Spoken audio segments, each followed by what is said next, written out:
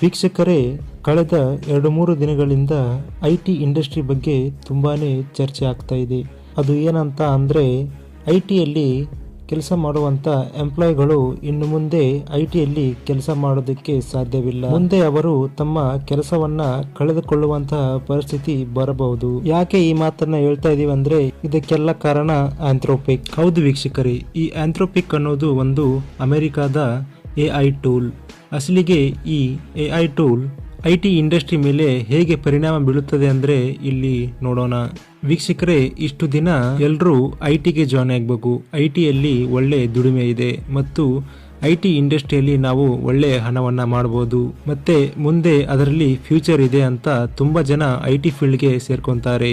ಲಕ್ಷ ಕೊಟ್ಟು software skills ಅನ್ನ ಕಲಿತುಕೊಂಡು ತುಂಬಾ ಜನ IT ಫೀಲ್ಡ್ಗೆ ಹೋಗ್ತಾರೆ.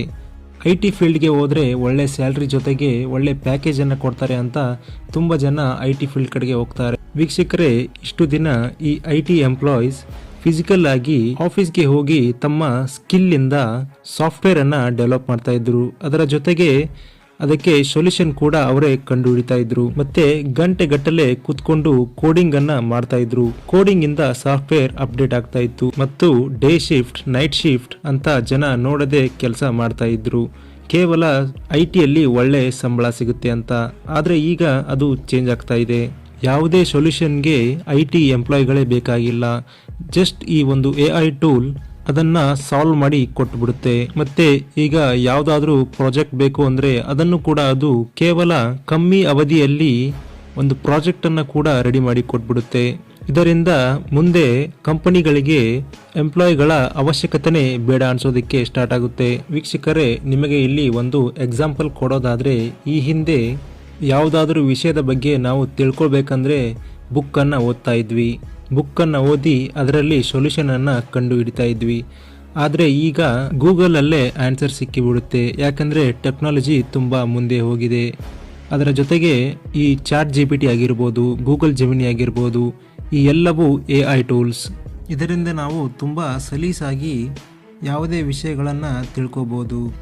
ಆದರೆ ಈ ಆಂಥ್ರೋಪಿಕ್ ಅದೆಲ್ಲದಕ್ಕಿಂತ ತುಂಬಾನೇ ಅಪ್ಡೇಟ್ ಆಗಿರುವಂತಹ AI ಸಾಫ್ಟ್ವೇರ್. ಕೇವಲ ಒಬ್ಬ ಮ್ಯಾನೇಜರ್ ಮತ್ತು ಅವನ ಕೆಳಗೆ ಸ್ವಲ್ಪ ಜನ ಎಂಪ್ಲಾಯೀಸ್ ಇದ್ರೆ ಸಾಕು.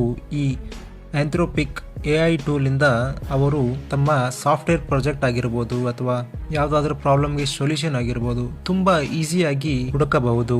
ಅಕಸ್ಮಾತ್ ಈ ಆಂಥ್ರೋಪಿಕ್ AI ಟೂಲ್ ಇಂಡಿಯಾದಲ್ಲಿ ಲಾಂಚ್ ಆದರೆ IT ಇಂಡಸ್ಟ್ರಿಯಲ್ಲಿ ಇರುವಂಥ ತುಂಬ ಜನ ಎಂಪ್ಲಾಯೀಸ್ಗಳು ತಮ್ಮ ಕೆಲಸ ಬಿಟ್ಟು ತಮ್ಮ ಊರು ಕಡೆಗೆ ಹೋಗುವ ಟೈಮ್ ಬರಬಹುದು. ಮತ್ತು ತುಂಬ ಜನರ ಜೀವನ ಕೂಡ ಕಷ್ಟ ಆಗ್ಬೋದು. ಯಾಕಂದರೆ ITಯನ್ನು ನಂಬಿಕೊಂಡು ತುಂಬ ಜನ ಕೆಲಸ ಮಾಡ್ತಾ ಇರ್ತಾರೆ.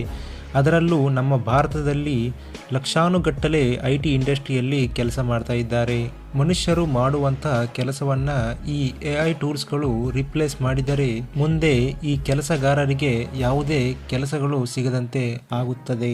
ಅಕಸ್ಮಾತ್ ಎಲ್ಲರೂ ಕೆಲಸವನ್ನ ಕಳೆದುಕೊಂಡ್ರೆ ಮುಂದೆ ಇದರಿಂದ ಬೇರೆ ಉದ್ಯಮಕ್ಕೂ ತೊಂದರೆಯಾಗಬಹುದು. ಅದು ಯಾವ ಉದ್ಯಮ ಅಂದರೆ ಈ ಹೋಟೆಲ್ಗಳಾಗಿರ್ಬೋದು, ರೆಸ್ಟೋರೆಂಟ್ಗಳಾಗಿರ್ಬೋದು, ಅಥವಾ PG ಆಗಿರ್ಬೋದು, ಅಥವಾ ರೂಮ್ಸ್ ಆಗಿರ್ಬೋದು. ಯಾಕೆಂದರೆ IT ಕಂಪ್ನಿಯಲ್ಲಿ ವರ್ಕ್ ಮಾಡುವಂಥ ಎಂಪ್ಲಾಯ್ಗಳು ತುಂಬ ಜನ PG ಮತ್ತು ರೂಮ್ಗಳಲ್ಲಿ ವಾಸ ಮಾಡ್ತಾ ಇರ್ತಾರೆ ಮತ್ತು ಅವರು ದಿನನಿತ್ಯ ಆಚೆ ಕಡೆನೇ ಊಟ ಮಾಡ್ತಾ ಇರ್ತಾರೆ. ಬೆಳಗಿನ ತಿಂಡಿ ಆಗಿರ್ಬೋದು, ಮಧ್ಯಾಹ್ನದ ಊಟ ಆಗಿರ್ಬೋದು, ಅಥವಾ ರಾತ್ರಿಯ ಆಹಾರ ಕೂಡ ಅವರು ರೆಸ್ಟೋರೆಂಟ್ಗಳನ್ನೇ ಹುಡುಕುತ್ತಾ ಹೋಗ್ತಾ ಇರ್ತಾರೆ. ಅಂತಹ IT ಎಂಪ್ಲಾಯ್ಗಳಿಗೆ ಕೆಲಸವೇ ಇಲ್ಲ ಅಂದರೆ ಅವ್ರ ಥರ ಏನು ಮಾಡೋಕ್ಕಾಗುತ್ತೆ, ತಮ್ಮ ಊರ ಕಡೆಗೆ ಬಿಡುಬಿಡ್ತಾರೆ. ಹಾಗಾಗಿ ಇದು ಎಲ್ಲರಿಗೂ ಇಂಪ್ಯಾಕ್ಟ್ ಆಗುತ್ತದೆ. ವೀಕ್ಷಕರೇ, ಈ IT ಬದುಕು ಎನ್ನುವುದು ಅಷ್ಟು ಸುಲಭವಾದ ಮಾತಲ್ಲ. ಏಕೆಂದರೆ ITಯಲ್ಲಿ ಕೆಲಸ ಮಾಡುವಂಥ ಜನರು ತುಂಬಾ ಕಷ್ಟಪಟ್ಟು ತಮ್ಮ ಸ್ಟ್ರೆಸ್ಸನ್ನು ಮೇಂಟೈನ್ ಮಾಡ್ತಾ ಕೆಲಸ ಮಾಡ್ತಾ ಇರ್ತಾರೆ. ಇವತ್ತು ನಮ್ಮ ಇಂಡಿಯನ್ ಎಕಾನಮಿ IT ಕಂಪನಿಗಳ ಮೇಲೆ ಕೂಡ ನಿಂತಿದೆ. IT ಇಂದಾನೇ ಒಳ್ಳೆಯ ಬಿಸ್ನೆಸ್ ಮತ್ತು ಒಳ್ಳೆಯ ಎಕನಾಮಿಯನ್ನು ಸೃಷ್ಟಿ ಮಾಡ್ತಾ ಇದೆ. ವೀಕ್ಷಕರೇ, ನಮ್ಮ ಭಾರತದಲ್ಲಿ ಮೊದಲಿಗೆ ಅನ್ಎಂಪ್ಲಾಯ್ಮೆಂಟ್ ರೇಟ್ ತುಂಬಾನೇ ಜಾಸ್ತಿ ಇದೆ. ಕೆಲಸಗಾರರಿಗೆ ಕೆಲಸ ಸಿಗ್ತಾ ಇಲ್ಲ. ಅದರಲ್ಲೂ ITಯಲ್ಲಿ ಕೆಲಸ ಮಾಡ್ತಾರೆ ಅಂದರೆ ಅವರ ತಂದೆ ತಾಯಿಗೆ ತುಂಬಾನೇ ಖುಷಿ ಮತ್ತು ಗೌರವ. ಯಾಕಂದರೆ ITಯಲ್ಲಿ ಲಕ್ಷ ಸಂಪಾದನೆ ಮಾಡ್ತಾರೆ ಮತ್ತು ಒಳ್ಳೆಯ ದುಡಿಮೆ ತಮ್ಮ ಮಕ್ಕಳಿಗೆ ಇರುತ್ತೆ ಅಂತ.